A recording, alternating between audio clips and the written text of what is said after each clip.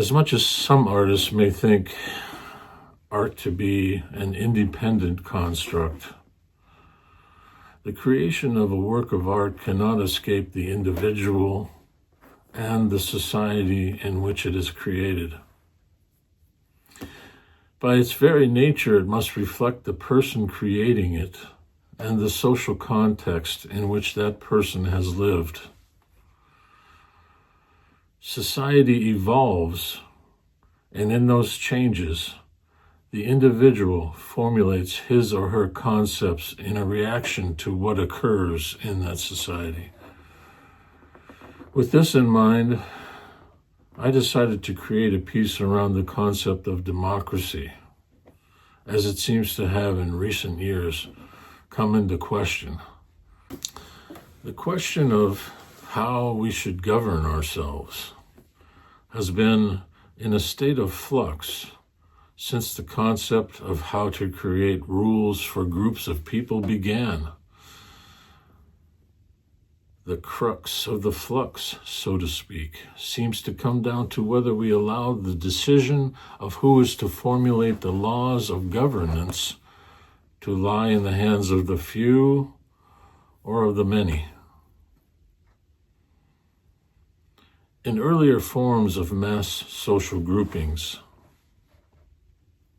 mankind seemed to relegate this power to the few, or even to one person, like chiefs or kings, as in monarchy, or to elite groups, as in oligarchy. I believe this occurred because it was at that time the easiest way, not necessarily the best way, to create order, given the social conditions of the time.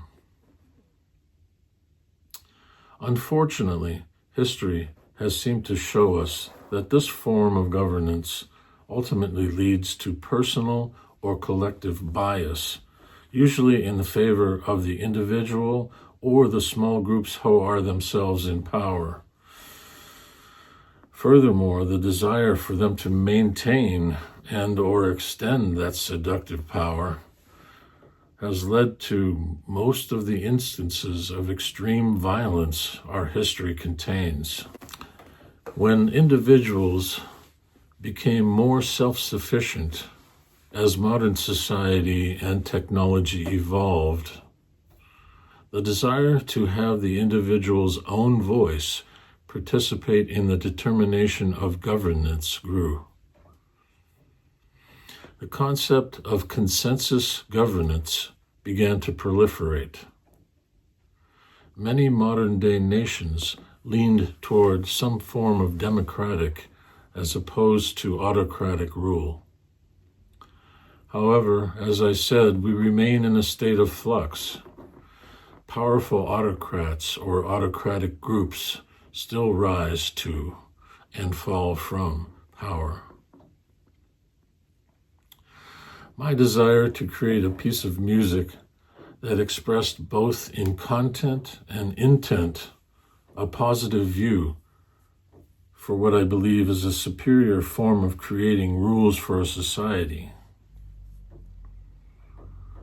Functional democracy, although more complicated and more difficult to implement than autocratic systems, remains the only way to allow each individual a voice and a means to participate in their own destiny.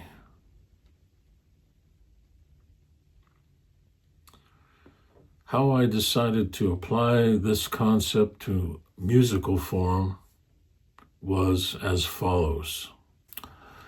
I tried to give an equal opportunity to the three main aspects or dimensions of a musical system.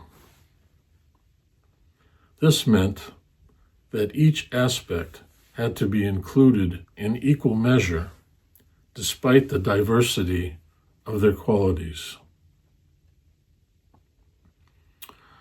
These three aspects are: 1, pitch, the frequency of vibration and its multiples of each of the 12 notes of the chromatic scale. 2, timbre, the characteristic sound quality that each instrument produces, determined by its distribution and predominance of parts of the overtone series. And 3, duration, the placement in time and length of time the sound is held, which determines what is commonly known as rhythm. First, with regards to the combination of pitches or harmonic complexity, it reached its apex in Western music as serial music, which was an attempt to apply a democratic type of equality to all the 12 pitches of the chromatic scale, as opposed to focus on a single tonal center. Secondly, the 3 orchestral choirs of pitched instruments, strings, brass, and woodwinds, have 4 unique variants or instruments in each section, resulting in 12 unique timbres. Third, of the many possible note values, I chose the most common rhythmic components, using 12 different durations.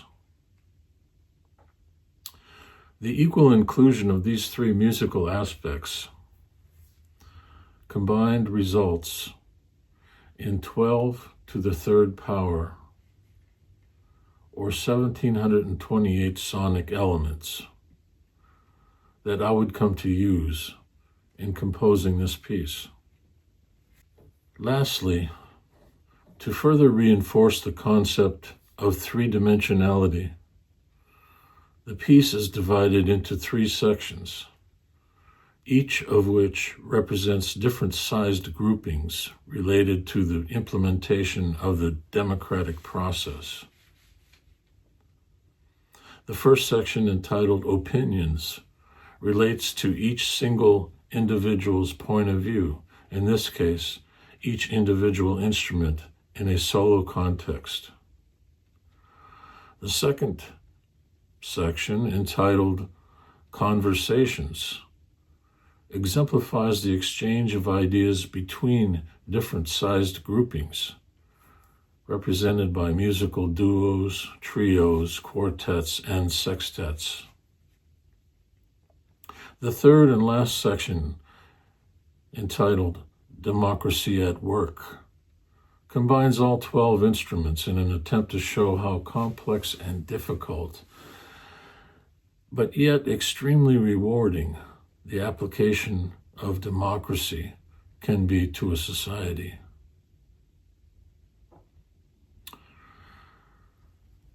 In the next session, I will begin to explain the implementation of the techniques that I used in this composition. Thanks for listening, and hope to see you on the next video with regards to 3-dimensional democracy.